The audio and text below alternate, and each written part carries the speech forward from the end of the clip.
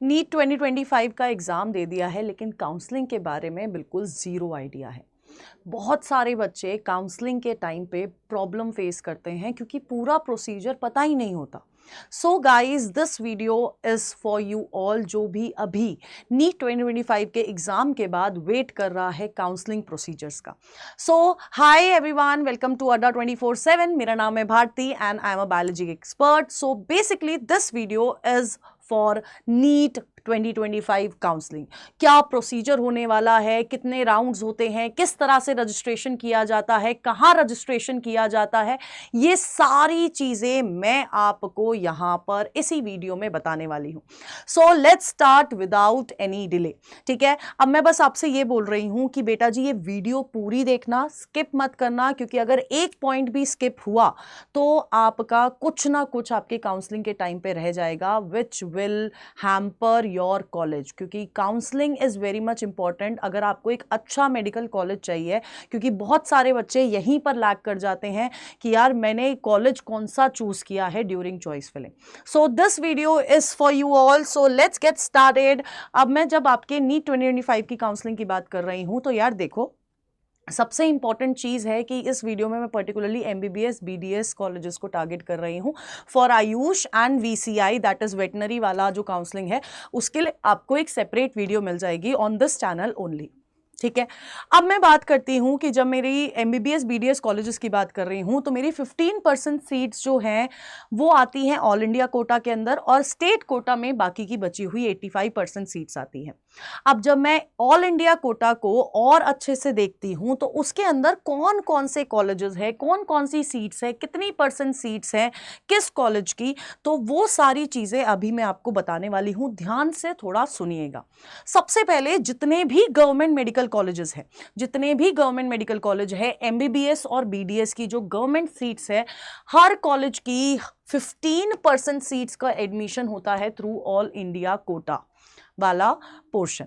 ठीक है, जो कि कौन कंडक्ट कराता है? आपका एमसीसी कंडक्ट कराती है। एम्स के जितनी भी सीट्स हैं वो कौन उसको कंडक्ट करा रहा है, कौन सीट फिल कर रहा है, वो भी आपका ऑल इंडिया कोटा के अंदर आता है। जिपमर के दोनों कॉलेजेस ऑल इंडिया कोटा के अंदर आते हैं। ईसीएसआई कोटा भी आपका ऑल इंडिया कोटा के अंदर होता है। इसके अलावा जितनी भी सेंट्रल यूनिवर्सिटीज़ है, या जैसे कि एएमयू हो गया, बनारस हिंदू यूनिवर्सिटी हो गया, आईपीयू हो गया, दिल्ली यूनिवर्सिटी हो गया। आईपीयू के सारे कॉलेजेस नहीं, बट दो कॉलेजेस जिसमें आता है आपका वीएमएमसी एंड अटल बिहारी वाजपेयी वाला जो कॉलेज है, ये दोनों कॉलेज की काउंसलिंग कौन करवा रहा है? ऑल इंडिया कोटा यानी कि एमसीसी के थ्रू ही होती है। नेक्स्ट एएफएमसी यानी कि हमारा आर्म्ड फोर्स्ड मेडिकल कॉलेज, जिसमें अगर आप एंटर करते हैं as doctor, as MBBS student, तो आपको वहीं पर जॉब मिलती है इन दी मिलिट्री। अब होता क्या है एएफएमसी का, मैं आपको बता देती हूँ। सिर्फ रजिस्ट्रेशन वाला पार्ट एमसीसी करवाती है, यानी कि रजिस्ट्रेशन एमसीसी ही होगी, कराएगी। आपको एमसीसी की वेबसाइट पे जाके ही रजिस्टर करना है। लेकिन इसका जो पूरा काउंसलिंग का प्रोसीजर है आगे फर्दर, क्योंकि यहाँ पर फिजिकल पैरामीटर्स भी चेक करे जाते हैं, मेडिकल पैरामीटर्स भी चेक करे जाते हैं, तो ये पूरा का पूरा जो पैरामीटर्स है, आगे का पूरा काउंसलिंग प्रोसेस आपका एएफएमसी खुद कंडक्ट कराता है। जितनी भी डीम्ड यूनिवर्सिटीज़ है उस वो 100% सीट्स जो है वो एमसीसी के थ्रू ही फिल करी जाती हैं। और सीडब्ल्यू कोटा यानी कि चाइल्ड विडो जो कोटा है बेटा जी, ये भी आपका एमसीसी के थ्रू ही फिल होता है। सो ये सारी चीज़ें आपकी एमसीसी के थ्रू हो रही है। अब ये जो एमसीसी है ये है क्या, है ना? जब मैं एमसीसी की बात करती हूँ बेटा जी, तो एमसीसी वो कमिटी है, वो बॉडी है जो आपकी मेडिकल सीट्स को फिल कर रही है ना? 15% सीट आपकी एमसीसी के थ्रू ही फिल होती है और बाकी की 85% सीट आपकी स्टेट कोटा के थ्रू फिल होती है। अब स्टेट कोटा के लिए अलग से रजिस्ट्रेशन करना पड़ेगा, एमसीसी की काउंसलिंग के लिए अलग रजिस्ट्रेशन करना पड़ता है और स्टेट के लिए अलग रजिस्ट्रेशन करना पड़ता है। अब जिन सीट्स की मैं बात कर रही हूँ, for example I am talking about the all India quota, 15% seat की अगर मैं बात करूँ तो उसमें भी there is a reservation policy. SC, है ना। तो जो हमारे SC कैंडिडेट्स हैं उनको 15% रिजर्वेशन मिलता है, ST कैंडिडेट्स को 7.5% रिजर्वेशन मिलता है, OBC नॉन क्रीमी लेयर, अब ये वो कैंडिडेट्स हैं जिनका नाम हमारी सेंट्रल लिस्ट में होना चाहिए, उनको कितना 27% ऑफ रिजर्वेशन मिलता है। EWS कैंडिडेट्स के पास 10% रिजर्वेशन है और PWD कैटेगरी के पास 5% ऑफ रिजर्वेशन पॉलिसी के अंदर वो आते हैं। अब जब हम लोग फर्स्ट टाइम रजिस्टर करते हैं इन दी काउंसलिंग MCC के लिए, जब हम लोग रजिस्टर करते हैं बेटा जी, सो हमें याद रखना है, तुम्हें याद होगा जब तुम लोगों ने एप्लीकेशन फॉर्म फिल करे होंगे उस पॉइंट ऑफ टाइम पे तुमसे बार बार बोला गया था कि वो ईमेल आईडी यूज करनी है, वो फोन नंबर यूज करना है जो फोन नंबर एक्टिवेट रहे एटलीस्ट अगले 1 साल तक। तो क्योंकि जब आप काउंसलिंग के लिए रजिस्टर करते हैं आपको सेम ईमेल आईडी और सेम मोबाइल नंबर से ही रजिस्टर करना है जब आप काउंसलिंग के लिए रजिस्टर कर रहे हैं, चाहे आप स्टेट कोटा वाली काउंसलिंग के लिए रजिस्टर कर रहे हो, चाहे आप अपनी MCC वाली काउंसलिंग के लिए रजिस्टर कर रहे हो, ठीक है। अब नेक्स्ट मैं आपको बताती हूं अब होता क्या है। फॉर एग्जाम्पल आपने क्या करा, आपने रजिस्टर कर दिया, है ना। रजिस्ट्रेशन कहां करना है, आपको विजिट करना है www.mcc.nic.in पर। यहां पर आपको एक सेक्शन मिलेगा जहां पर आपको UG काउंसलिंग का सेक्शन मिलता है, UG मेडिकल काउंसलिंग का सेक्शन मिलता है, उस पर क्लिक करोगे तो जब रजिस्ट्रेशन स्टार्ट होंगे वहां पर रजिस्ट्रेशन विंडो आ जाएगी। अब स्टार्ट होता है बेटा जी राउंड 1। अब ये आपको समझना बहुत जरूरी है कि क्या पूरा प्रोसीजर रहने वाला है। जब आप राउंड 1 के लिए सबसे पहले आप रजिस्टर करेंगे, रजिस्ट्रेशन के दौरान आपसे एक फीस मांगी जाती है, एक होती है रजिस्ट्रेशन फीस और एक होती है सिक्योरिटी डिपॉजिट।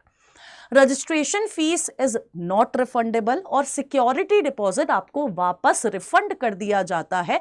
जब हम लोग बात करते हैं कि कहां रिफंड आएगा, तो जिस अकाउंट से आपने पैसा भरा था उसी अकाउंट में पैसा वापस आ जाता है रिफंड के दौरान, ठीक है। अब जैसे ही आप रजिस्टर करते हैं उसके कुछ दिनों बाद आपका जो MCC है वो सीट मैट्रिक्स रिलीज करता है। पूरा ट्रांसपेरेंट प्रोसेस रहता है कि अभी हमारे पास राउंड 1 की बात है तो इस कॉलेज में इतनी सीट्स है, इस कॉलेज में इतनी सीट्स है, इस कॉलेज में इतनी सीट है। एक पूरा का पूरा मैट्रिक्स, एक पूरा का पूरा PDF आपका जो MCC है वो रिलीज करता है, ठीक है। उसके बाद अब जब सीट मैट्रिक्स आ जाती है अब असली खेल शुरू होता है। अब असली खेल की मैं इसलिए बात बोल रही हूं क्योंकि ये वो पार्ट है जो आपकी काउंसलिंग का सबसे इंपॉर्टेंट पार्ट रहने वाला है, दैट इज चॉइस फिलिंग। क्योंकि अब मैं इंपॉर्टेंट क्यों बोल रही हूँ, कभी कभी हम लोग अपनी जो प्रेफरेंस होती है कॉलेजेस की वो बहुत गड़बड़ करके भरते हैं और जब वो गड़बड़ हो जाती है तो हमें शायद जो कॉलेज मिलना चाहिए था वो नहीं मिलता है और कोई कम रैंकिंग वाला कॉलेज मिल जाता है। तो ये हमें यूजुअली पता नहीं चलता है ना, क्योंकि हम तो अपने हिसाब से भर देते हैं, लेकिन हमें प्रेफरेंस किस तरह से भरनी है, क्या प्रेफरेंस होनी चाहिए, क्या प्रायोरिटी ऑर्डर होना चाहिए, किस तरह से चॉइस फिलिंग करनी है, ये बहुत इंपॉर्टेंट है। तो जब हम लोग चॉइस फिलिंग कर देते हैं उसके बाद हमें उसी साइट पे उन चॉइसेस को लॉक करना पड़ता है। लॉक जब कर दोगे तो कुछ टाइम बाद आपका रिजल्ट आता है। अब रिजल्ट फॉर एग्जाम्पल अगर आपको सीट अलॉट हो जाती है राउंड 1 में तो आपको फिर वापस जिस भी कॉलेज में आपको सीट अलॉट हुई है वहां पर आपको फिजिकली रिपोर्ट करना पड़ता है और अपने डॉक्यूमेंट्स, ओरिजिनल डॉक्यूमेंट्स लेके जाना पड़ता है।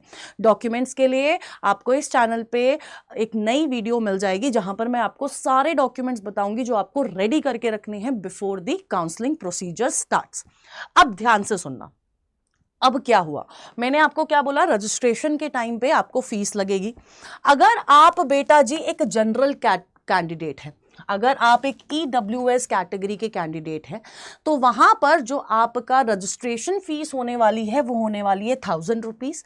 ये registration fees will be non refundable और आपको एक अमाउंट सिक्योरिटी डिपॉजिट भरना पड़ेगा 10,000 रुपीज का जो कि रिफंडेबल होगा। ये आपके उसी अकाउंट में आ जाएंगे जिस अकाउंट से आपने भरे होंगे, ठीक है।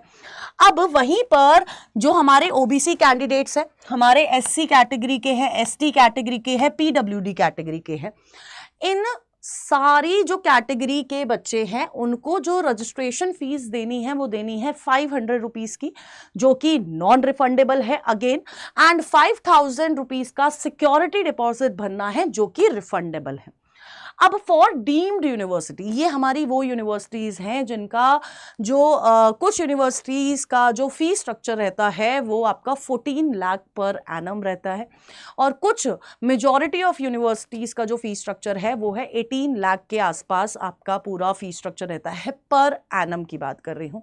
तो ये मेरे प्राइवेट कॉलेजेस है, प्राइवेट डीम्ड यूनिवर्सिटी है, जिनके लिए अगर कोई बच्चा अप्लाई करता है ड्यूरिंग एमसीसी काउंसलिंग, क्योंकि सारी डीम्ड यूनिवर्सिटी के लिए जितनी भी सीट्स हैं उन सब की जो सीट फिलिंग होनी है वो आपकी एमसीसी ही करती है, स्टेट नहीं करती है, ठीक है।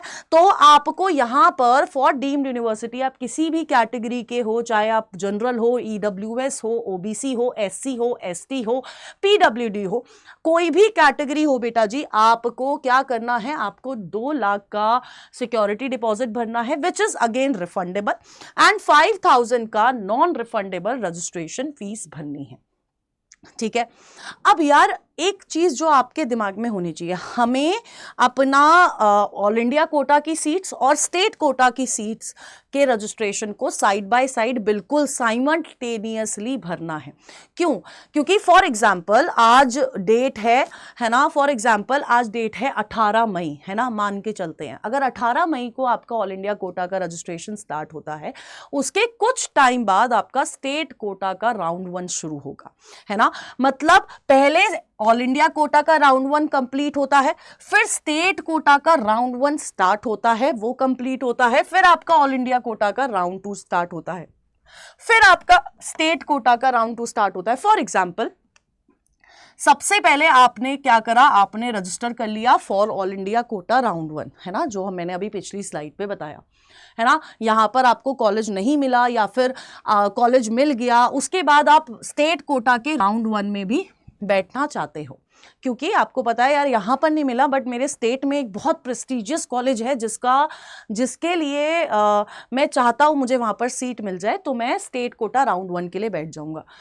ये प्रोसेस खत्म होगा, फिर ऑल इंडिया कोटा राउंड 2 शुरू होगा, फिर स्टेट कोटा राउंड 2, यानी कि फिर ऑल इंडिया कोटा राउंड 3, फिर स्टेट कोटा राउंड 3, फिर ऑल इंडिया कोटा की स्ट्रे राउंड खत्म होता है, फिर स्टेट कोटा का स्ट्रे राउंड स्टार्ट होता है ना। स्ट्रे राउंड को हम लोग पहले बोला करते थे मॉप अप राउंड, है ना, जो एंड में होता था, बिल्कुल ठीक है। तो यार ये ना हमेशा इस तरह से जिगजैग पैटर्न में ही चलता है, ठीक है। तो सबसे पहले आपका ऑल इंडिया कोटा, फिर स्टेट कोटा, फिर ऑल इंडिया कोटा, फिर स्टेट कोटा, इस तरह से पूरा जिगजैग पैटर्न में ये चलता है, ठीक है।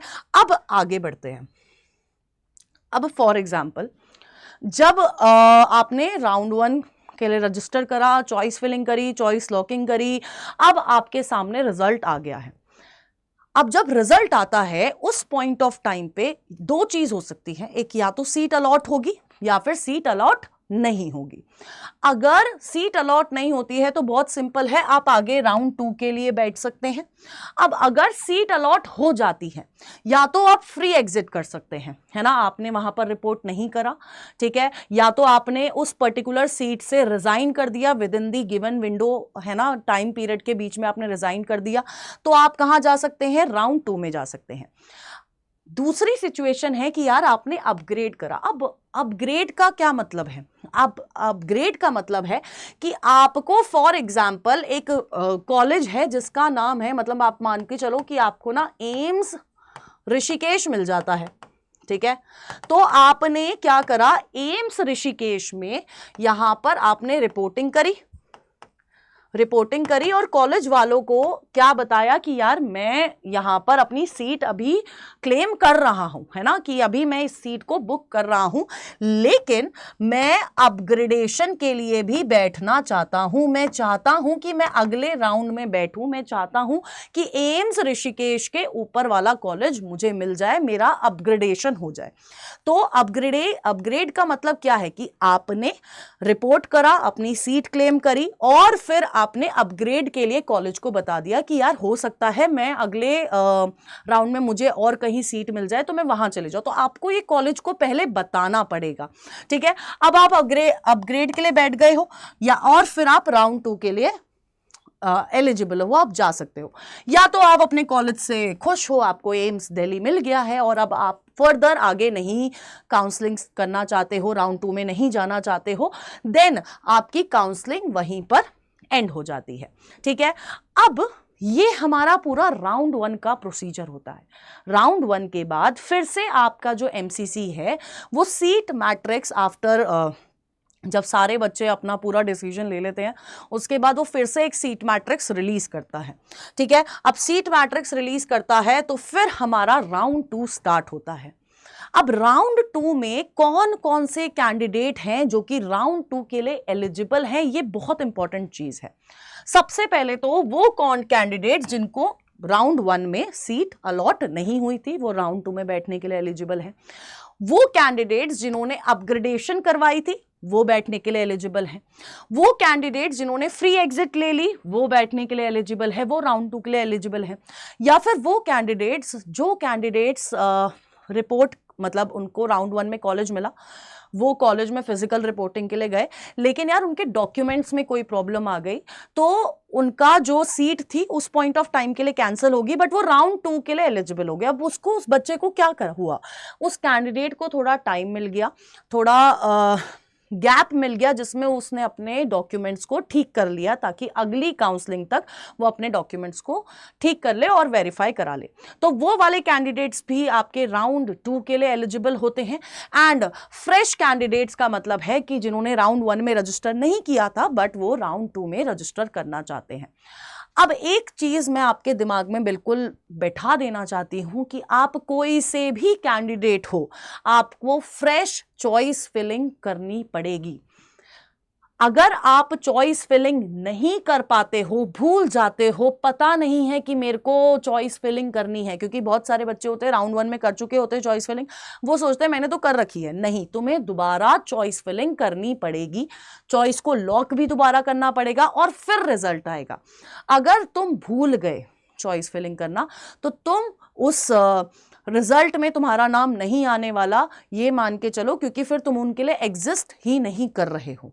ठीक है, अब क्या हुआ, अब हमने सारा काम कर दिया, हमने चॉइस फिलिंग कर दी, चॉइस लॉकिंग कर दी, पूरा सीट अलॉटमेंट का प्रोसेस चला और रिजल्ट आ गया। अब जब राउंड 2 का रिजल्ट आता है फिर से हमारे पास अब क्या है, हमारे पास वी हैव 3 केसेस नाउ।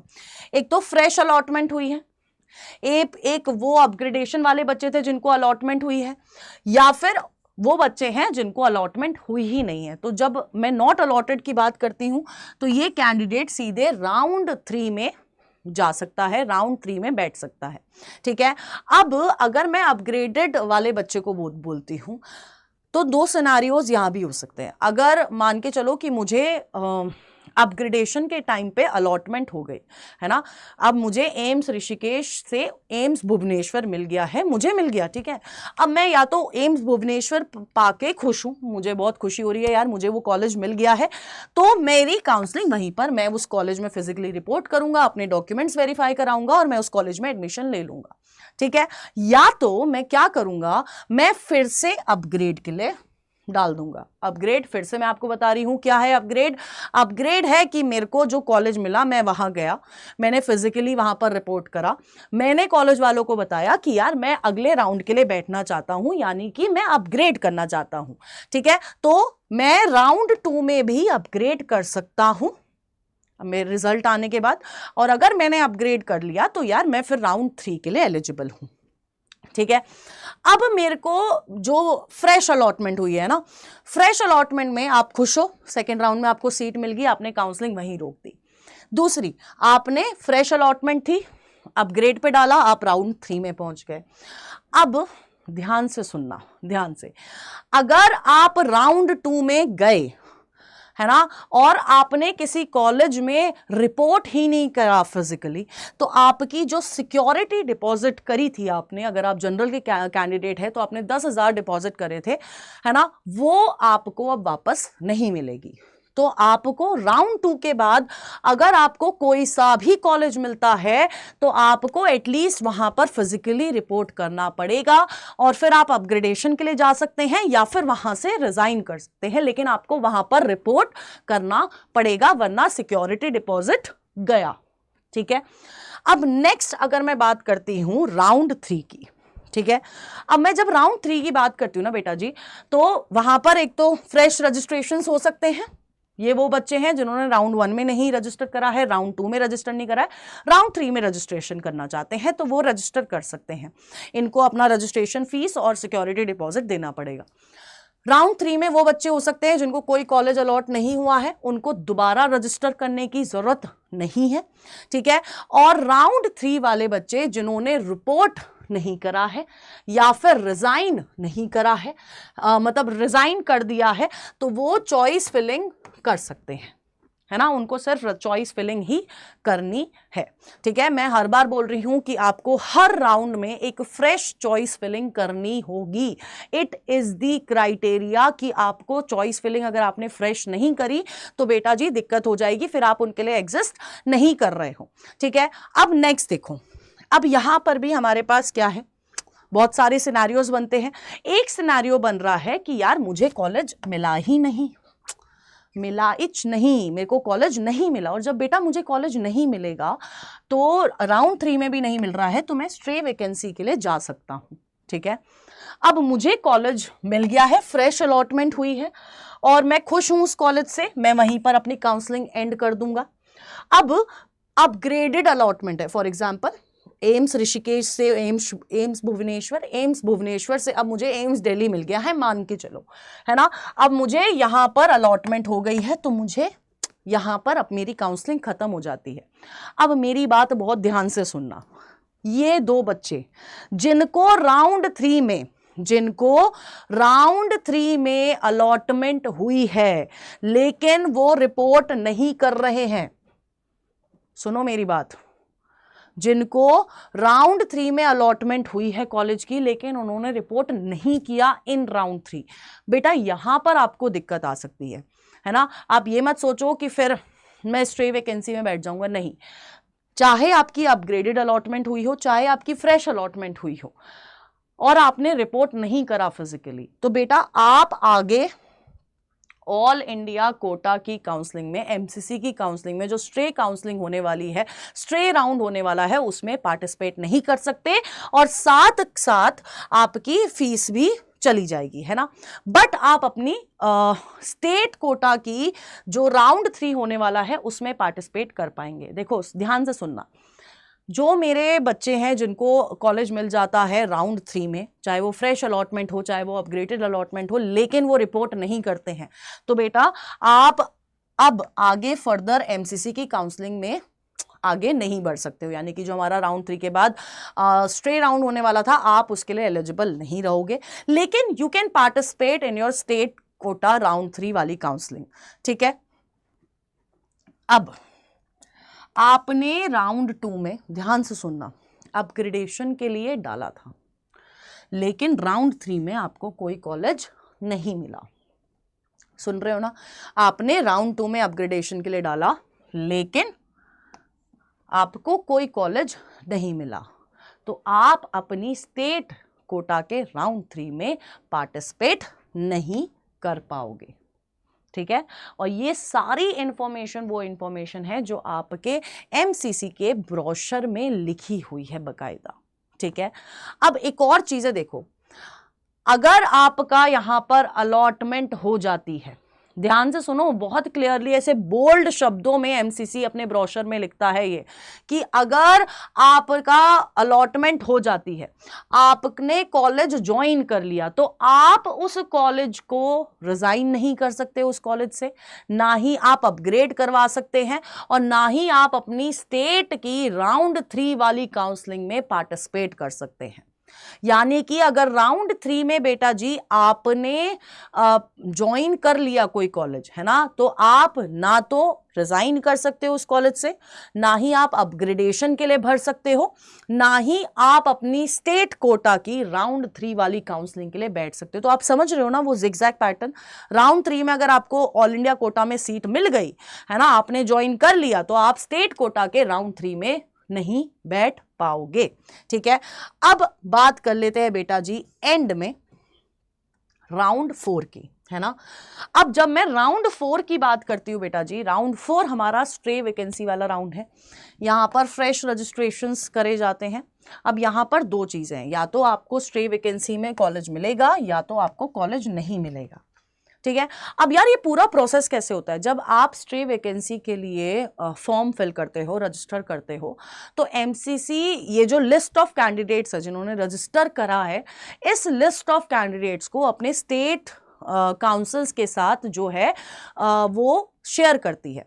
और अगर मान के चलो कि आपने राउंड 3 स्टेट कोटा राउंड 3 भी भर रखा था और आपको स्टेट कोटा राउंड 3 में कोई कॉलेज मिल गया है, ध्यान से सुनना, समझना इस चीज को, है ना, समझना इस चीज को कि यार आपको ऑल इंडिया कोटा जो था हमारा, उसमें राउंड 3 में आपको कोई कॉलेज नहीं मिला, है ना, तो आप स्टेट कोटा राउंड 3 के लिए बैठोगे, है ना, स्टेट कोटा राउंड 3 के लिए बैठोगे। अब आपने स्टेट कोटा राउंड 3 में आप बैठने गए, आपको वहां पर सीट मिल गई, है ना, बट आपने साइड बाय साइड, क्योंकि हमारा स्टेट कोटा राउंड 3 का रिजल्ट नहीं आया था, तो मैंने stray vacancy, all India Kota की स्ट्रे वैकेंसी के लिए भी अप्लाई कर दिया था, ठीक है, मैंने इधर के लिए भी अप्लाई कर दिया था, मैं उसमें बैठ ही रहा था, ठीक है। अब जब मैंने स्ट्रे वैकेंसी के लिए अप्लाई किया, तब तक मुझे नहीं पता था कि मेरे को स्टेट कोटा के पास सीट मिल गई है। अब जब आप स्ट्रे वैकेंसी के लिए अप्लाई करते हैं, रजिस्टर करते हैं, तो जो आपका एमसीसी है वो सारे स्टेट्स के साथ आपकी लिस्ट शेयर करेगा, उन कैंडिडेट्स की लिस्ट शेयर करेगा। फॉर एग्जाम्पल मेरा नाम भारती है और भारती का नाम इस वाली सीट पर है, तो आपको आपका जो एमसीसी है खुद स्ट्रे वैकेंसी से एलिमिनेट कर देगा कि भाई साहब इस बच्चे को ऑलरेडी स्टेट कोटा राउंड 3 में सीट मिल गई है, तो वो आपको यहां से एलिमिनेट कर देगा, ठीक है।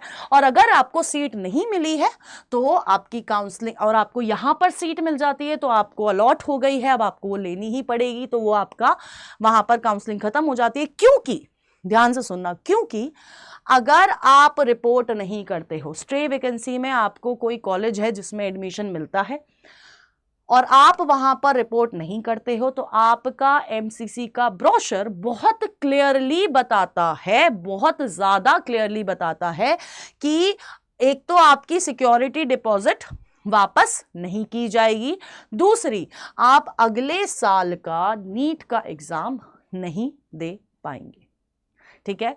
तो बहुत छोटी छोटी छोटी चीजें हैं, ये नहीं पता होगा आप लोगों को, है ना, बहुत छोटी छोटी चीजें हैं जिन पे हमें ध्यान देना है, जिन पे हमें ध्यान रखना है, क्योंकि बेटा जी कुछ भी मिस हुआ तो आप सोचो, मतलब इस कंडीशन तक आ सकते हो कि आप अगले साल के लिए अप्लाई ही ना कर पाओ, आप रजिस्टर ही ना कर पाओ, आप एग्जाम ही ना दे पाओ, ठीक है। तो हमें इन सारी मिस्टेक से बचना है, हमें इन सारी चीजों से बचना है, हमें हर चीज को बहुत इंपॉर्टेंट मार्क करके रखना है कि यार राउंड 1 में क्या है, राउंड 2 में मैं एलिजिबल हूं या नहीं हूं, ऐसी कौन सी सिचुएशंस है जहां पर मैं अपनी एलिजिबिलिटी खो सकता हूं, ये सब कुछ आपको अपने दिमाग में रखना है। आपको पता होना चाहिए कि आपको कितनी बार रजिस्ट्रेशन करना है, कितनी बार सिक्योरिटी डिपॉजिट करना है, करनी भी है या नहीं करनी है, इन सब चीज़ों को आपको अपने दिमाग में रखना पड़ेगा, क्योंकि बेटा ये जो हमारी काउंसलिंग प्रोसीजर है ना, जितना इंपॉर्टेंट आपका नीट एग्जाम है ना, उतना ही इंपॉर्टेंट आपका काउंसलिंग प्रोसीजर होता है। क्योंकि मैं बहुत क्लियरली बोल रही हूँ, बहुत सारे बच्चे इन्हीं छोटी छोटी गलतियों के चक्कर में या तो उनको अपना फेवरेट कॉलेज नहीं मिलता या तो उन्हें कोई कॉलेज ही नहीं मिलता, ठीक है। और सबसे ज़्यादा प्रॉब्लम आती है बेटा जी हमें अपनी चॉइस फिलिंग करने में, क्योंकि हमें नहीं पता होता कि यार मेरे को कौन सा कॉलेज फिल करना चाहिए, ठीक है। एंड वहां पर मुझे बहुत प्रॉब्लम आई थी, एज स्टूडेंट मुझे बहुत प्रॉब्लम आई थी, मुझे बहुत सारी चीज़ों का नहीं पता था, है ना।